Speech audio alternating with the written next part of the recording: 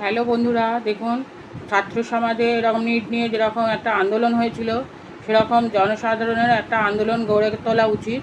এই দ্রব্যমূল্য বৃদ্ধি, সিলিন্ডারের দাম, সোনার দাম এত বেশি, হ্যাঁ, আর হচ্ছে চাকরি, মানে যারা হচ্ছে যুব সমাজের চাকরি, এটা নিয়ে একটা বৃহত্তর আন্দোলন করা উচিত আমার মতে। যে মানে চাকরির বাজার একদম খারাপ, চাকরি পাওয়া যাচ্ছে না। তবে এখন এআই এইসব নানা রকম হয়ে কম্পিউটার মাধ্যমটা পুরো একদম অফ হয়ে যাচ্ছে আস্তে আস্তে। সেটাই বলছি, চাকরির একটা মানে একদম চাকরি যেন পাওয়া যায় একটা।